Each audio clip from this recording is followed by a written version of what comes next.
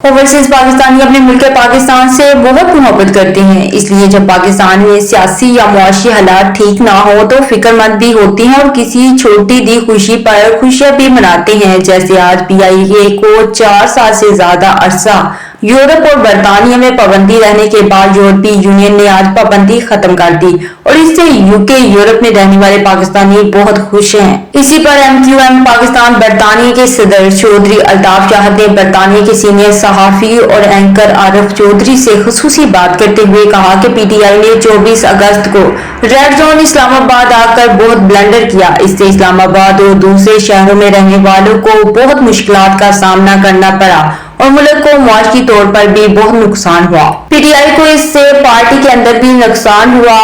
PTI को अब पाकिस्तान के बारे में सोचना चाहिए। एहतजाजी सियासत से उनकी पार्टी और मुल्क को नुकसान होता है। उनका मजीद कहना था कि आज एक अच्छी खबर मिलने को मिली। PIA को यूरोपीय यूनियन ने 4.5 साल की पाबंदी के बाद परवाजों की इजाजत दे दी। इससे पाकिस्तानियों को डायरेक्ट फ्लाइट की वजह से बहुत फायदा होगा। इस बारे में जानते हैं हमारे नुमाइंदा आरिफ चौधरी से। जी शुक्रिया। पाकिस्तान के जो मौजूदा सियासी हालात है और मुआशी हालात भी, इसमें ओवरसीज पाकिस्तानी बहुत परेशान है। खासतौर पे जो 24 नवंबर में जो भी हैपन हुआ है उसके मुताबिक भी ओवरसीज पाकिस्तानों में तशवीश पाई जाती है। और साथ ही आज एक अच्छी खबर भी है कि पाकिस्तान इंटरनेशनल एयरलाइन जो पिछले कुछ सालों से बंद थी वो भी आज यूरोप और बरतानिया के लिए खुल गई है। इससे भी ओवरसीज पाकिस्तानी बहुत खुश है क्योंकि बच्चे और फैमिली के साथ पाकिस्तान जाने के लिए आप डायरेक्ट जा सकेंगे। इसी पे बात करने के लिए मेरे साथ मौजूद है MQM पाकिस्तान बरतानिया के सदर चौधरी अल्ताफ शाह साहब। इनसे पूछते हैं। जी चौधरी साहब। जी बिस्मिल्लाहिर्रहमानिर्रहीम। बिल्कुल आपने जैसे फरमाया 24 नवंबर के हवाले से अवाम जो है वो बड़ी परेशान रही है। 3-4 दिन है, पूरी मईशत जो उसकी वजह से तबाह हुई है। तमाम बिजनेसेस जो हैं वो बंद थे। तो आप देखें दफ्तरों में गैरहाजिरी भी थी। तो मेरा ख्याल है PTI ने इस तरह का ब्लंडर करके कोई इसमें से गेन तो कुछ नहीं किया, क्योंकि अगर तो वो उनके जो अपने अंदर के इख्तलाफात हैं उस पर अब काबू नहीं पा सके तो वो मुल्की लेवल पर भी सियासत क्या करेंगे। मैं समझता हूँ पहले उनको अंदरूनी मामला जो है उनको सही करना चाहिए, उसके बाद किसी किस्म की कोई एजिटेशन करनी है तो वैसे उसके लिए भी उनको कम से कम पहले परमिशन लेनी चाहिए, जगह का तयन करना चाहिए ताकि अच्छे तरीके से वो अपना एहतजाज रिकॉर्ड करा सके। और उनके एहतजाज की वजह से आपको पता है कि कितना नुकसान हुआ है, जिसमें जानी है माली नुकसान हुआ है।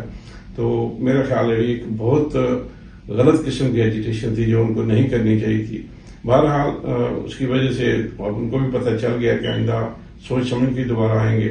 तो वाकई आज जैसे आपने कहा कि PI की एक बहुत बड़ी खुशखबरी है कि पाकिस्तान जो ओवरसीज में रहते हैं उनका एक दरीना ख्वाहिश थी कि हमें यहाँ से कोई डायरेक्ट फ्लाइट मिले।